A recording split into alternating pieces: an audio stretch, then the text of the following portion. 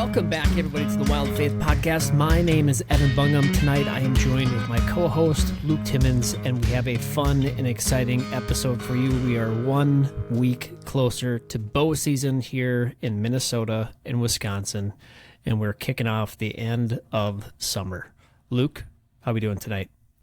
Doing good, man. It's getting crazy. The boys go back to school in 2 weeks, so it's gonna come real quick. I feel like we'll pretty much have something going on every night until then. It is busy. We just looked at our calendar for pretty much going over August, and I think every weekend besides one has something going on, which is, it is the season, I guess, but at the same time, right. It's just going to fly by and gets me more excited to get in a tree. Heck yeah. Yeah. Yep. I need to get back on shoot my bow. I was doing good there for a bit, and then this last week I've been not so good. So that's my to-do list this week, is get back into just 20 a day or something, just to keep things fresh and sharp. Yeah. I need to get a new sight for my bow, especially before South Dakota, which we are going to talk about later in this podcast. But I have been shooting my trad bow, which is great. And before we were jumping on the podcast, we were kind of going through that, and I can't make up my mind of what I want to do. If I want to shoot my compound or if I want to shoot my recurve this year. It's like, it's almost worse having both. It's almost like kind of got to just get rid of one and burn the ship, or just shoot them both consistently. You don't think you'll do that in South Dakota? the trad? You know what? Like, we'll talk about it when we dive into the South Dakota vein, but like, part of me, since it isn't the last hurrah, but this is definitely my last trip for a couple years. And what a hell of a way to end it, though, to kill one with a trad bow would be, it'd be so sick. But at the same time, it's like, you got 4 days. Yeah. How confident are you feeling? Capitalize on and not compromise anywhere. Yeah, so it'll be interesting to see that shake out. But yeah, no, I'm excited, man. It's you were just there. Sweet, the end of summer. Yeah, just there. Me and the boys and my parents gave Jen the weekend off and took a long weekend out to the Black Hills to visit Scott. And shout out to Scott. He actually listens to pretty much every episode, he was telling me, so thank you. Let's go, Scott. Thank you. But yeah, no, I mean, Scott, he's a great guy. So we were able to just do boy stuff, really. Rip around on side-by-sides. We just explored some caves, horseback riding. I mean... Where are the caves? So just out there. So I had no idea. We got together. Me and Scott were on one side-by-side, and then my parents and the boys were in another. And then there was like 3 other couple friends of Scott's that went with us. And then they knew where, there's just these caves out in the random Black Hills, kind of like where the big burn was like 20 years ago. One of them was further west than where we northwest, were turkey hunting. Northwest where we were turkey hunting, probably 10, 15 miles. Well, I think we drove by one that was it was by the bridge, if I remember that. There was a mine back there. Mine. Okay. Yeah, okay. Yep. That's where all the damn turkeys were hiding. That's what. Yeah, they just. Well, yeah, because that mine is heated off, so a turkey could slip right in there. You never know. But no, so there was one of them that was like just a big open cavern. Really, it was a cave, but it was just kind of one big open room with a huge opening on the front. And then the other one was like one that you had to crawl into, basically on your hands and knees, like. Maybe terrifying. 2.5 feet by 2.5 feet, and you got to this like ledge with this ladder, and then you could climb down the ladder into this big opening room, and then there's a couple other like rooms further down, but I just went to the first one because I don't feel like getting trapped in a cave or something. But the boys actually climbed down in there with me, so it was pretty cool. Oh God, fun. But it was fun. They thought it was pretty cool. We got a video of Johnny climbing up back up the ladder and out the hole.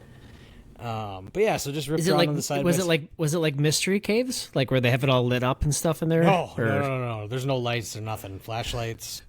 Just one little ladder. Go at your own risk. No signs.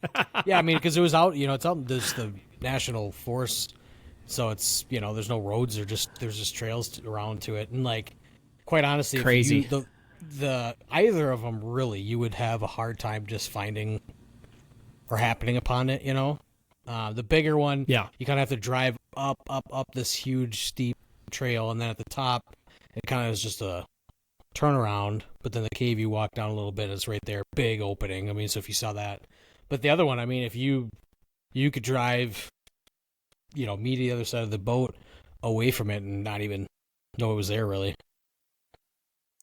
No kidding. Mm-hmm. So yeah, that was fun, and then we took them through Custer, and we had our own little episode of Nat Geo watching the bison herds in there. So that's always cool to watch. Fun. Yeah, it was kind of funny. I was hoping to see, because I was getting some really good. I had my camera with me, so I was getting some really good, like just slow-mo footage of the bison, because the males are just starting, kind of going into their rut, so they're starting to just bellow. Oh, really? And just chasing the cows around and stuff. But there was a couple times where it was like two big bison, and I'm like, all right, this is gonna be it. I'm like, this is gonna be the shot, Never happened, but it was a good time. Boys were just cloud nine, Oh yeah. Fun. Yeah, it was a good time. Did you guys see any other critters? No, No we bighorn didn't see sheep? any of the. No, we didn't. I didn't go up there. So didn't see any of that. I mean, we saw some. We did do the Bear Country USA, which is that like drive-through zoo kind of thing. Yeah. So there's bighorn sheep in there, but it was a zoo, so no. I mean, we just saw deer, cows. So there's some big longhorns out there actually. So John, Sweet. he was obsessed with them. So that was Loves those. Oh yeah. It was a win for him. So, but no, it was a super nice time. It's just a super nice time, and a nice little break before they go back to school. So it was a good time. Heck yeah. Was it pretty dry out there or no? Oh yeah. Yep. They're in a very high, I think, fire risk right now. So I know I was looking at the drought map too for West River, and it's just like, oof. I'm looking kind of where we're looking at going. I'm like, ugh. That's hopefully it's a wet September, October. I don't think August will probably be wet. Might have to bring ghillie suits. I don't know. Yeah, or like those what are the sheep feet? Those like for stocking, like those super padded memory foam, covered in sheep's wool. Maybe we have a product there now that I'm kind of thinking about it. But, yeah, because, I mean, it's going to be like walking on Pringles. Yeah, that's the only unfortunate thing out there when it gets really, really dry. I mean, I feel like the hunting water sources becomes even more abundant, even in the late season. But when it's dry and there's no grass, it makes it tough. So would you say that, like when it's dry like that, if a place, if let's say you're not hunting close to really any major water source, maybe there's some cattle tanks, but would you think a mule deer population would migrate out of there to go find water? Like for South Dakota, we're talking.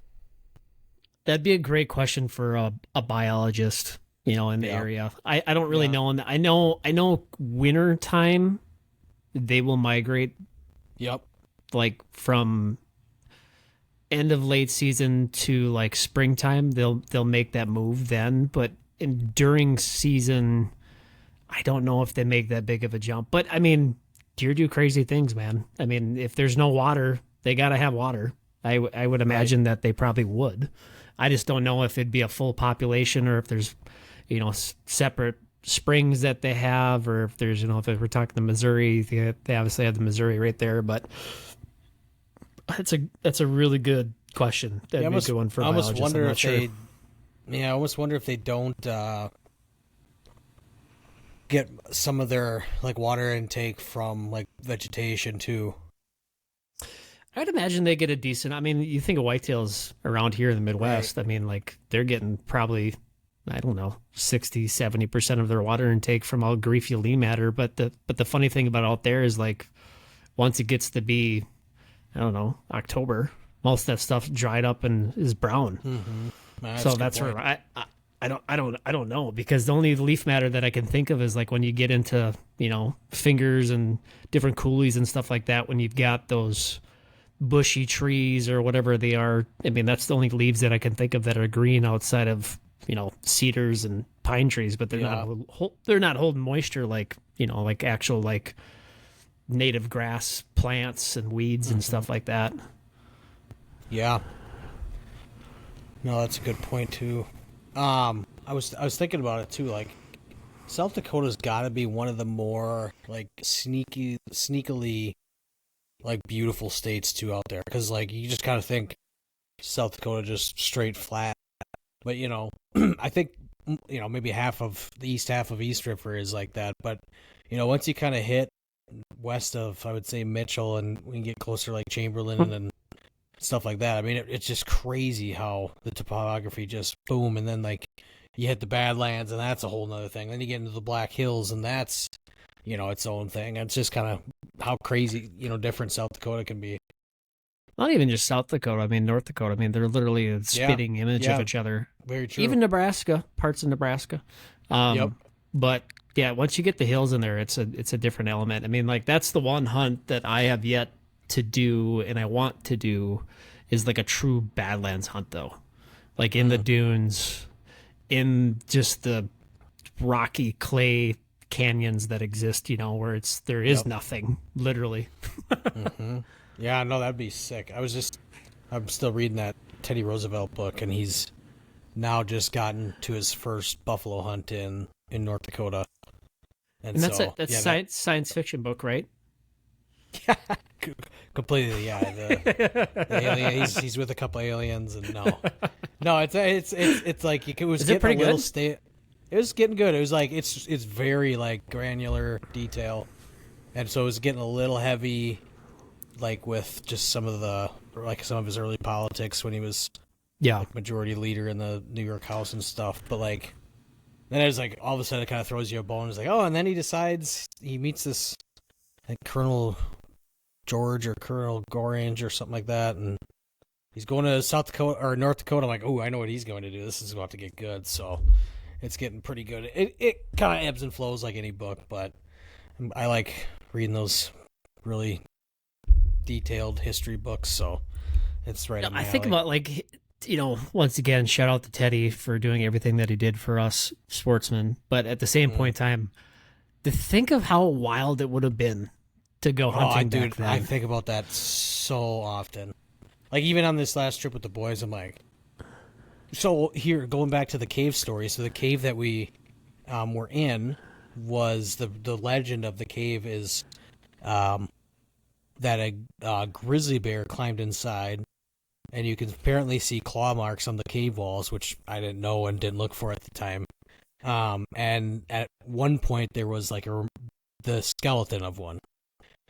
But then I start thinking, and I don't know the year offhand or when that happened, or when they weren't there anymore. But like that had to have been so long ago for grizzly bears to be in the Black Hills of South Dakota. Yeah, like that's just wild. And then to think like, yeah, what was that like to see? Terrifying. Well, I mean, yeah, the grizzly bear thing would be terrifying, but just like you almost romanticize some of those. Yeah, I feel like I do for sure, and I know you do, but like you romanticize like those days of like, gosh, there must have been just like millions upon millions of just you name it wildlife everywhere. I imagine it like the Reverend. That's like what I think of it like. Pretty much like that. I should give you my the Mountain Man book I read like a year ago. Oh yeah, I read it. Yeah, it's super good. Is it a picture book? Yes, pop up pictures. Perfect. That's if you don't feel like reading, there is a little switch on the back that'll just narrate it for you. So it's perfect. Yeah, that's what I need. But yeah, dude. But there's that part of it. But then you kind of think about it too. And it kind of alludes to it a little bit in this section of the book that I'm on. But like how decimated, like the bisons got, near extinction, even whitetails, were just decimated because of hunting. And then it's like now you look at just the vastness So who knows? Maybe it's equal to what it used to be, and there's just more people doing it, too. So I True. don't know. It is wild though, and you think back in like Teddy's time though, you see those pictures of like the the bone piles of like from all the bison, 3 stories high, right? Insane. It's like, what the hell are you shooting that many for? And then Well, it's like then but you think of it then of like the fur and trade route that existed and everything that happened, where it's like there was a lot more necessity than there, or what's the word for it? How would you word that? I mean, it was book. Yeah, right. It was it was a way of life, and it was a way of business. It's just like the oil trade and all these other things that we have goods and commodities beaver now. Was number one. You know what I mean? Like that was the gold standard was beaver pelts, which is just like nowadays you'd be like, who the frick cares about a beaver? I tell you what, beaver mitts though. I've seen there's a guy that makes them in Michigan that I want to buy them. Hell yeah! Like a beaver gator, even a hat, and then like that old mountain man, fur hat with a little coontail off the back. I'd wear it. Well, Davy Crockett. Yeah, that's right. It'd be fun. We should do a podcast on that sometime. Like just like a I'm not like. Well, yeah, kind of would be just like put ourselves in those shoes and like go through what it would be like to live a day in a what was that like 1895.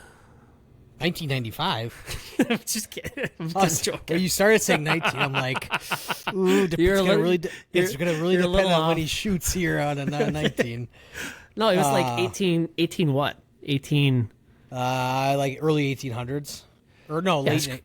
Well, I mean, so for Teddy it would have been late 1800s. Like 70s. Yeah. 80s, something like that. Yeah. But it's crazy to think, man, that's a long time ago. Yeah. Well, like Joe Rogan always says, it is, but it isn't. It's really only like 3 people ago. People can live to be 100. And we just hit the 250th anniversary, so it's like 2 people ago, 2.5 people ago.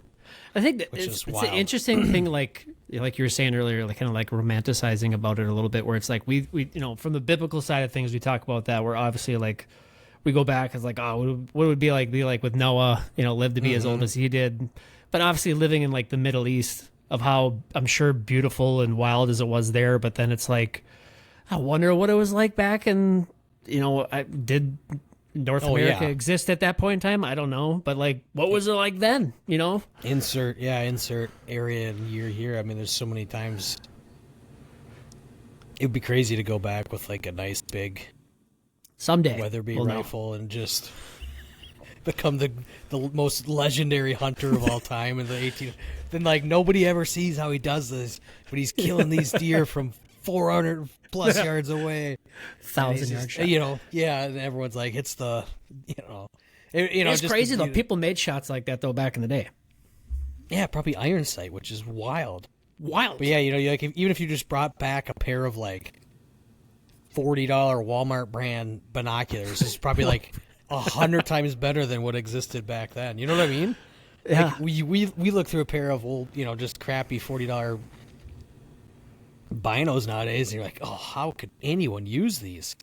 Well, I mean, like, you take that back a couple hundred years ago, you're picking off you're like the best scouter in the whole Navy. You're just, there's one there, there's one there, there's one there, and everyone's like, how's he seeing these things? So the thing that I always question though is like, I wonder back then, I know it was wild, obviously, but like, did the deer, did the moose, did the elk, did all these other animals that we hunt today for sport, did they have not the know power, what's the word for it? Like the knowing of like, is it like hunting city deer like it is here in like Baxter? Yeah, where it's just too easy almost like. Or is it like, he worked his ass off for 4 years to kill that deer, blah, blah, blah, I don't know. Yeah. I mean, going back to my book, Teddy's on day 6, I think, of hunting the Badlands in North Dakota in the pouring rain, where the clay is just like, sounds terrible. Soaking wet. It sounds so bad. Get back to camp covered in wet clay. So I mean, like they definitely had to embrace the suck just from, parts of technology not being they don't get a nice they're not talking about, hey, what's your reindeer setup like? It's I've got these leather clothes on from the deer I shot last year. I'd be miserable. Leather clothes in the Badlands of North Dakota in like August. 95 degrees out. I have to tell you, there's some chafing going on right now. Ooh, that'd be tough. Buckskin underwear. I mean, it's a cool look. Like when you look at Teddy in like a full buckskin get up with his, I don't know what hat he's got on. He's got the old musket in his lap. It's like it's a good look. I don't know if I'd want to wear it, but I'm sure it was warm. Yeah. Yep. But no, I mean, just getting out there, and then now obviously talking about all this is just getting me jacked up. I'm looking forward to whitetails here. I've actually got some bucks popping up on the trail cam in the backyard, which is great. So I'm excited for doing some, whitetail hunting here, because I didn't do much at all last year, just pretty much gun season. And so South Dakota, I'm like just... That's where my focus is right now, if I'm being honest. Yeah. Yeah, no, I'm in the same boat.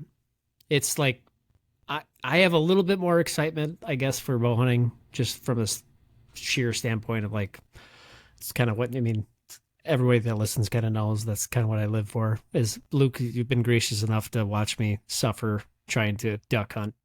But it's like, this is what I try to do. I try to bow hunt as much as I can, but I don't know. I got cameras out July 4th weekend. Bucks just started showing up this past week, but I'm kind of, I got to make the switch, man. I gotta dump all my spy points because they suck. No offense to any spy point listeners that like their cameras, but I don't know if my LTEs are just, if they're too old or what it is, but like, that's what I was going to say. Yeah, I don't know. I'm not a huge fan of them either. They're not worth anything now. Yeah. They're not worth anything now, which sucks because they're, 5-7 years old now, but they work. Yep. But it's like I go to get an HD image and it's corrupt and it doesn't work. So it's like, I know, like right now, I know I have 3 good deer. I don't know how good they are because the images are blurry. It's just like, I think it's that deer. I don't know. So when was the last time you did a firmware update on them? I don't think they exist anymore.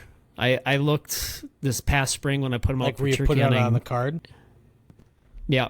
And I had the latest firmware as of May. And I don't think the last firmware update for those cameras, I think, was last year or 2 years ago. Oh, geez. Okay. Yeah. So I might need to buy some Tacticams. I got one of them. I like it. Yeah. I mean, it's not a smart camera, but the Browning Command Ops Pro, I think it is. Like, just for a simple, normal camera, that thing is probably get one for like $70 maybe. Oh, that's not bad. And dummy, I mean, they're just, you could throw up, the lithium batteries in there.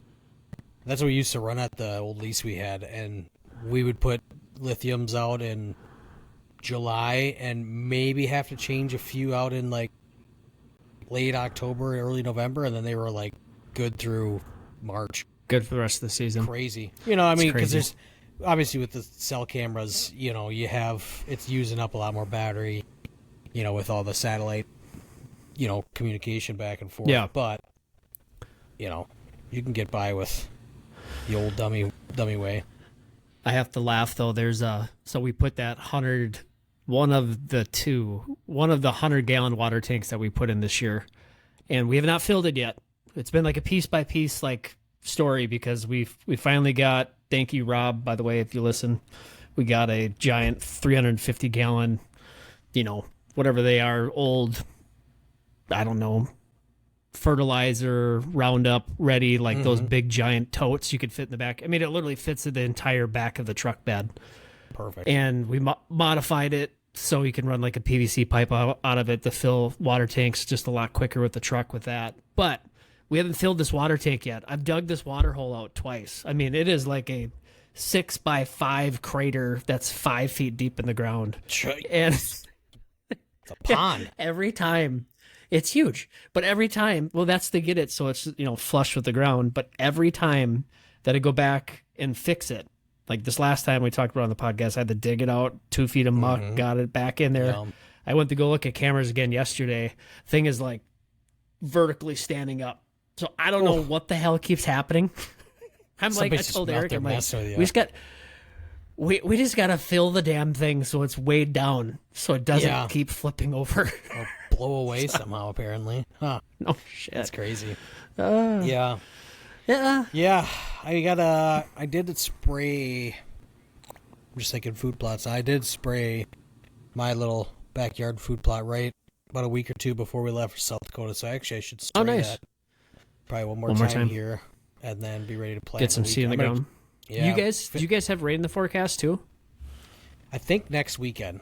It looks like there's a good chance. It looked like it always happens. It's just I'm still not used to it, but like you get a storm coming and like as soon as it hits the river, it just either goes straight, just north of us or south of us or just dissipates.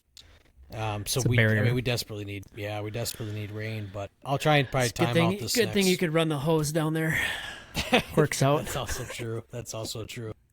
But like the clover looks great. We got lucky. Yeah, that's good. Yep. Yeah. So the clover looks good, and I don't know. I might plant I might just throw some like no BS out on the other half of it. The half where I took out those trees, kind of get like a 1-2 punch maybe out of it, and then I gotta get my saddle. That's what I gotta start doing too.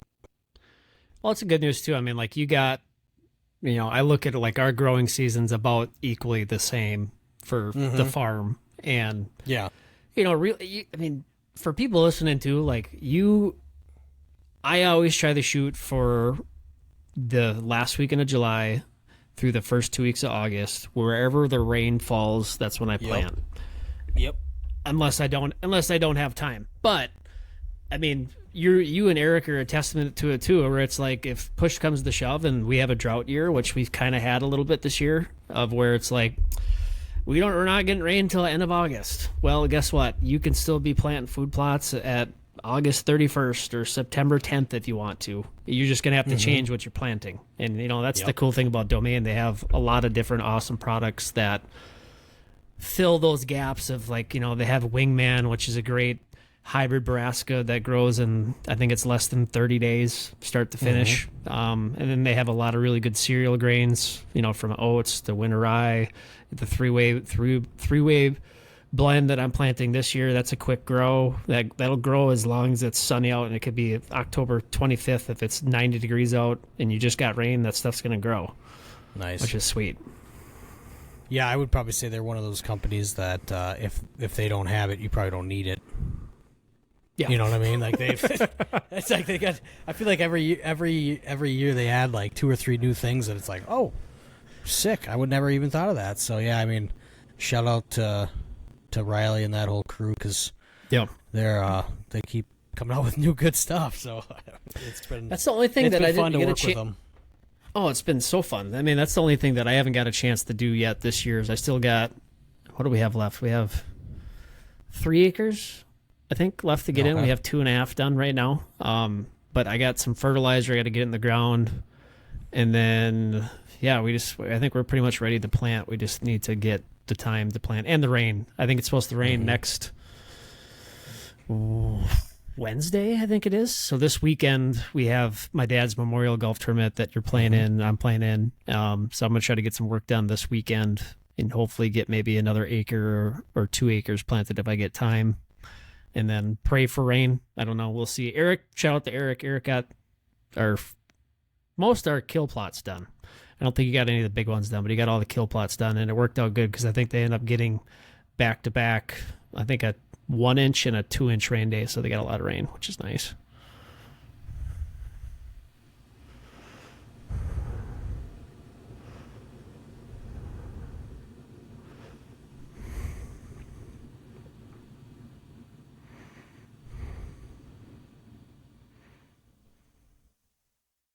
Yeah.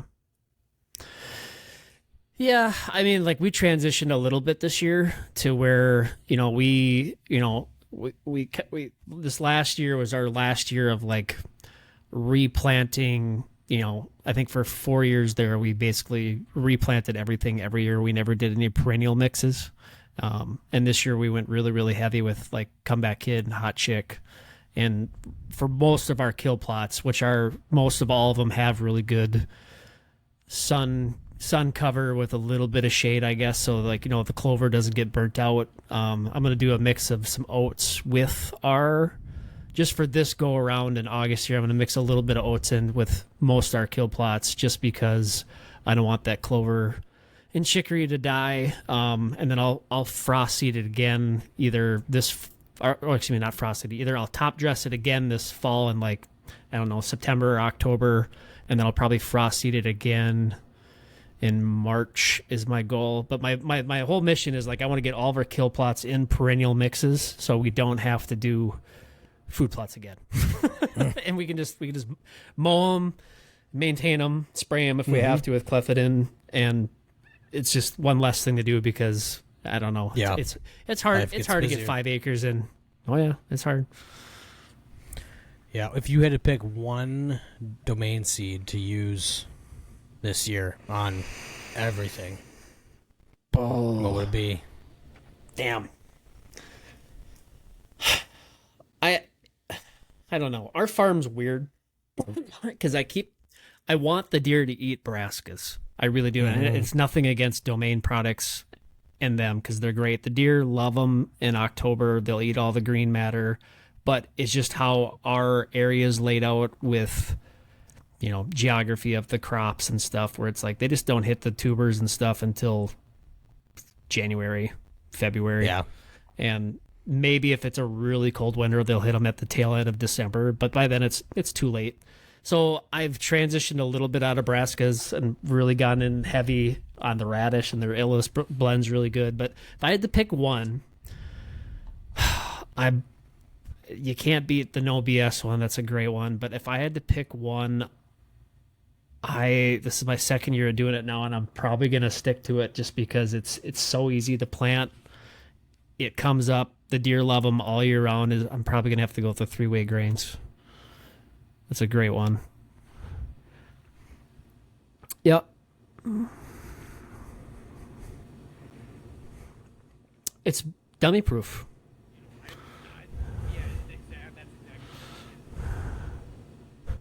Well, I'm not saying that.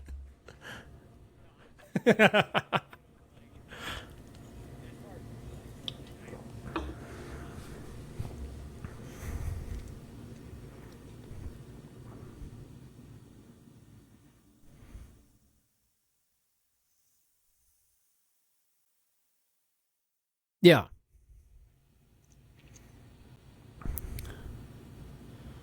No BS blend where it's gonna grow. It's a no-till. I mean, it's kind of dummy proof, like you said, and easy.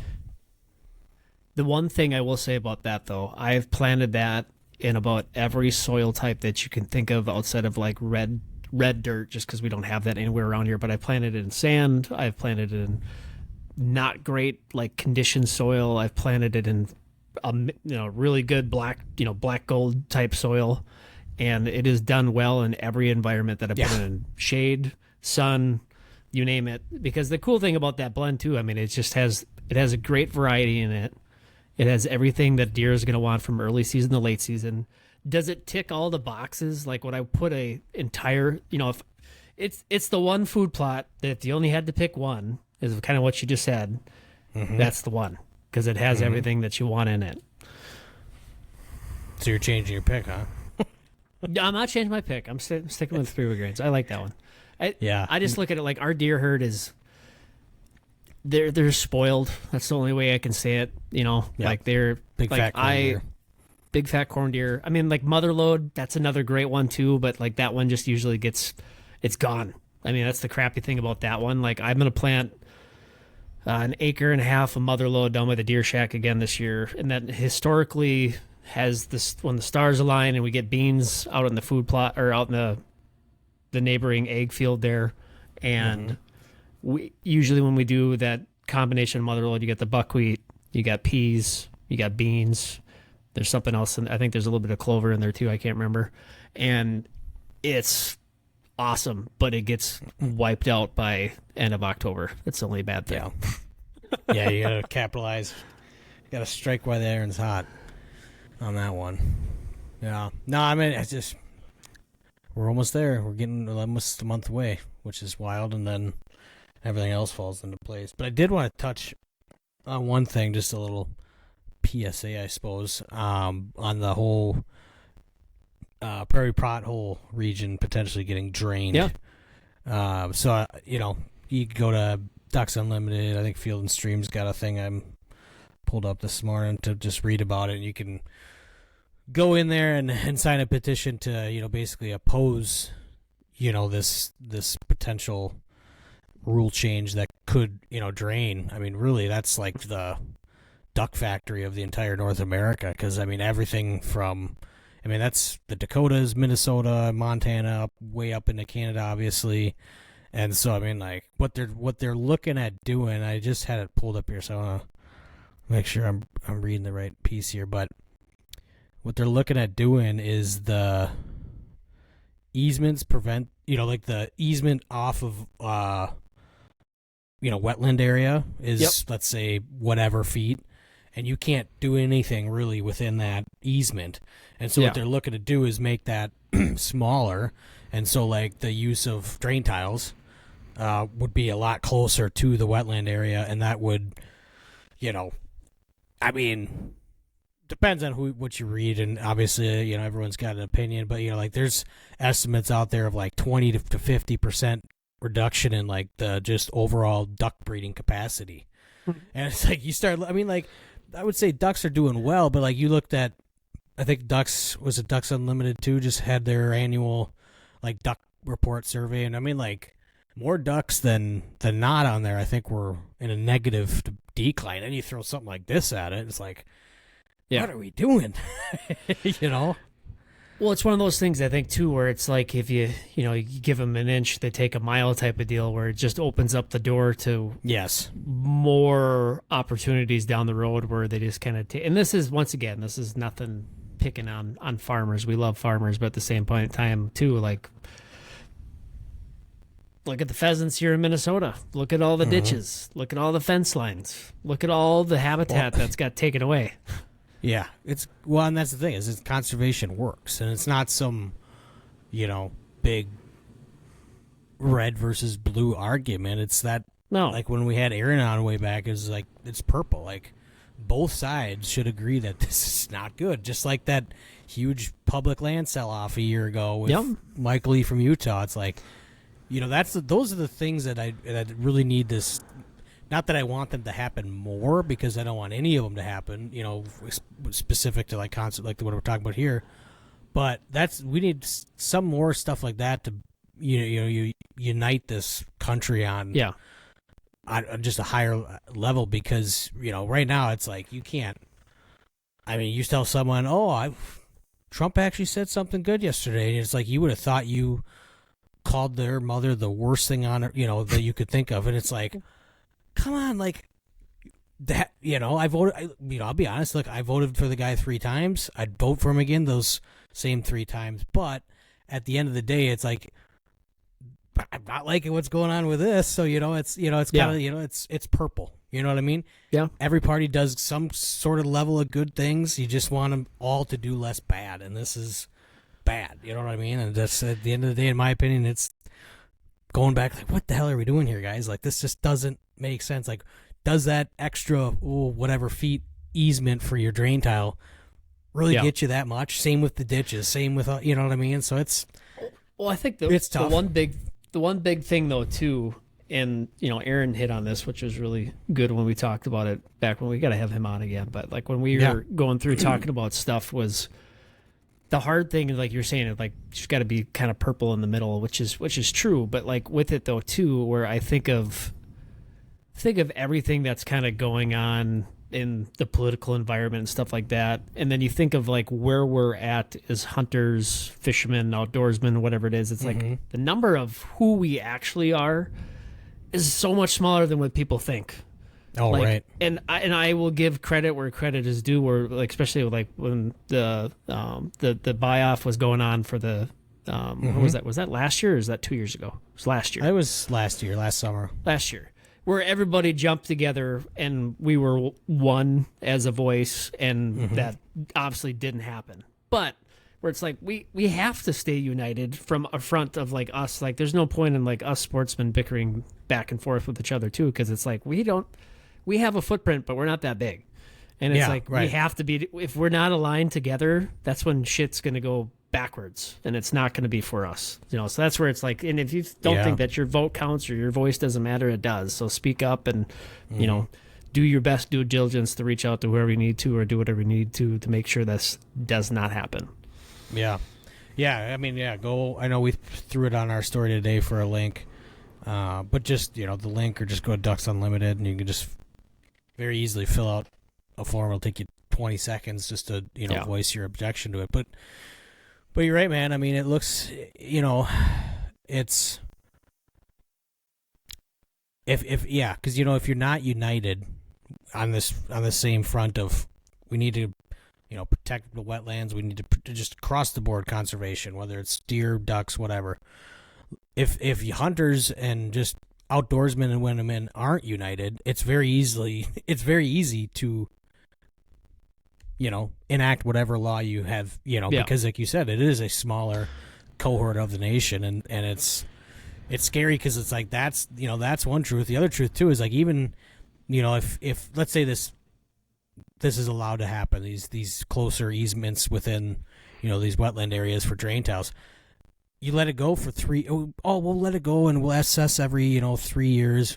Well, you could get to year 3, year 6, maybe by year 6, you're like, oh crap, like, this is not good, and the damage is already done. It's already done, right?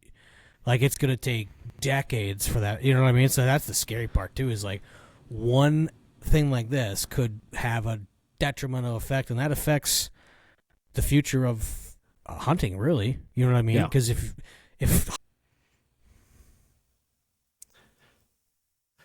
well, it was cool to see the, I guess the community in the state, for that matter, come, this is completely sidebar conversation now, but like what was going on in Oregon there with the governor, when she was basically just trying to outlaw hunting, make it illegal. Yeah. Don't quote me on it. I have to verify that and look that up, but I'm pretty sure it's probably coming up in November, if I'm being honest. Yeah. For a vote. But yeah, it's wild. It's wild. It's like, oh, you can't do that anymore. It's like, oh. Okay. I guess life is terrible, and I'm now leaving. Still going to do it. Or I'm moving to a different country. Yeah, it's crazy, man. I mean, I think, kind of it circles a little bit back to what we were talking about at the very beginning of this podcast with like Teddy and all the amazing work that he did to lay the foundations for us. But it's funny how, in, like you said, a short amount of time, which really, in retrospects to the history of the world, it is a short amount of time, how not terrible we are as humans, but how quickly we can dismantle things and make things a mess.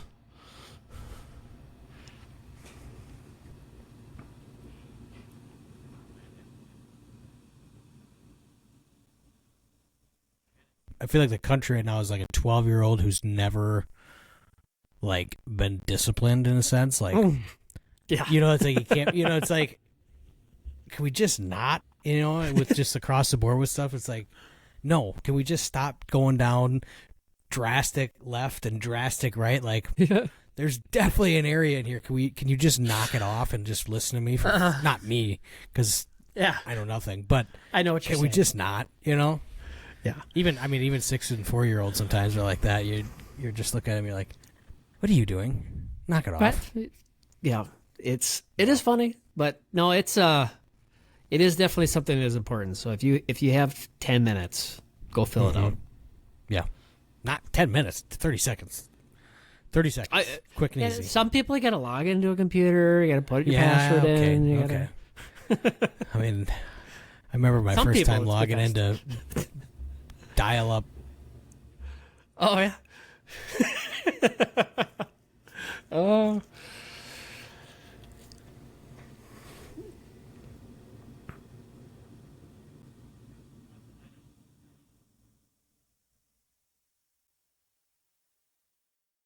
Tonight was the first night. It was amazing.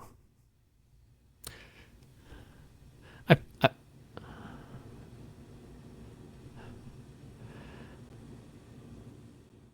I think I have probably the last 2 weeks now. Even when it was like 98 out, just because I felt fat and I wanted to sweat. But I've worn a sweatshirt and shorts for probably the last 2 or 3 weeks now. Just waiting for this night. Tonight was like we did the youth archery. I think this is the last one of the seasons for the Wilds event where we host like, I don't know, 10 or 12 kids and get them in the archery, and yeah, it's fun. But when I went outside at whatever 6:45, 7 o'clock it was, got the kids to school, I was like, it is freaking beautiful out. It's fall. It's coming. Mm-hmm. Can feel it. Although it is only August 4th. It is. It could be 110 next weekend. I was going to say, I don't think we've I don't know if we've hit official triple temps yet, but they definitely are out there. Yeah.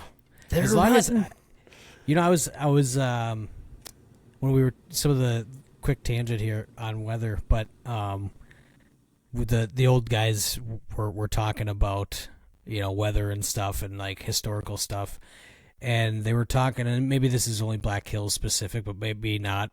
But when historically when you have a really, really like wet spring and then a super dry summer, you get a just nasty winter. So I'll be kind of curious, because that's, we've had a similar, like it was pretty good wet spring. I felt like it greened up really fast, and then it has been this last few weeks here, it has been just dry as dry can be. So how many years ago was our trip to South Dakota the last time you and I bow hunted? Was that 4 years ago? 6. My gosh, that was 6 years ago? Mm-hmm. Well, that's a good touching point. That's crazy. That's been 6 years. That makes me feel old. Yeah. But that was the last time that I've been out there that I've been in snow. Did it snow when we went? It was horrible. You don't remember? It sleeted and snowed, and that's why we got a hotel room. Because we woke up and everything was just caked and I thought it was disgusting. just rain. I thought it was just rain. Well, no, so it rained when we were such psychological trauma. I blocked it out. Well, I did take you guys on that was like 15 miles round trip. Oh. Horrible decision on my part. It was fun. I've always wanted this. It was like one of those things where it's like you look at a mountain and you're like, I want to go there someday. Yep. Yeah. We didn't kill anything, but we had fun. But yeah, it rained that night. Yeah, oh gosh, did it ever. It rained that night, and then that next night we went back to base camp. And then that's the night, because we had the double wide garage. I can't remember what clam model that is, but it was the thermal tent. And then it snowed and sleeted, and then everything inside and outside was basically just ice. And then we were like, let's get a hotel.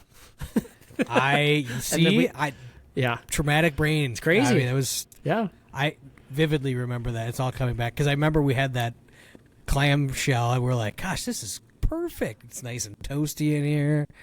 And then I just remember, like, it was like a scene from, like, what's that movie? The Shining, where, like, the walls started, like, just oozing of wet snow and sleet, and it was just like, I think we went out in the morning, came back, and everything was just wet. It was a mess. Like, great. And then, one key detail, because now it's all like That's right. Forgot about, but that was clutch though. Yeah.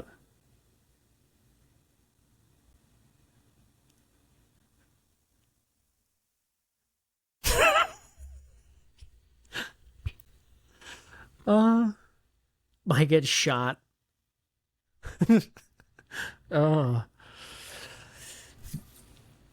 That was probably one of the more gritty ones. I mean, I feel like my last trip with Noah and your brother was a great trip, but that was more of like psychological torture for me, because I knew I was going to have to spend 10 grand.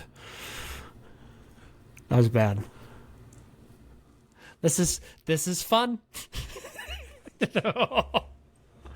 Oh God. In the pants. So hey, but you know, man, you are one of the only people I know that like the ship could be sinking, and you'd be like, We're good. we're good. We still got some time. Like You got a life jacket, don't you? You like to swim, right? This will be fun. And everyone else is like, who the hell brought this guy? No, Yeah. that's great, man. No, it gets me excited, man. It's gonna be a fun fall. I mean, we're gonna kick off ducks and bucks here, and I mean, probably not till September, but we're gonna kick that off, and we got some really fun content coming with that for you guys, and then yeah, we'll be busy chasing whitetails and ducks, and we'll be in South Dakota before we know it. Heck yeah, man. Sweetness. Well, guys, we appreciate each and every one of you that tune in every week, and it's fun to see the numbers continue to keep growing as we go through the seasons, and especially now that we're getting back into the season now, I can tell people are hungry for whitetail and duck content, and we will deliver that. We will start to give more and more here, but we do like to, like we did this last week, if you haven't listened to that one, that was a really, really good podcast. We do like to still try to do our Bible study series, and we will continue to do those once a month. But I'm excited, man. We're talking whitetails. We're talking ducks. It's almost fall. Almost. Nearly there, man. We're nearly there. Nearly there. Cool. Well, guys, thank you so much for listening, and we'll catch you next week. Thank you for joining us on this journey through faith in the great outdoors. We hope today's episode has inspired you to seek God's presence in the wilderness and deepen your connection with nature. If you enjoyed today's discussion, don't forget to like, follow, and subscribe to the Wild Faith Podcast on your favorite platforms, including Spotify, Apple Podcasts, YouTube, Instagram, and Facebook. By subscribing, you'll never miss an episode, and you'll continue to be a part of the Wild Faith Podcast community. We'd also love to hear from our listeners, so please don't hesitate to reach out with your questions, comments, or topic suggestions. You can connect with us on social media or through our website. Your feedback is important to us and helps us improve and tailor our content to better serve you.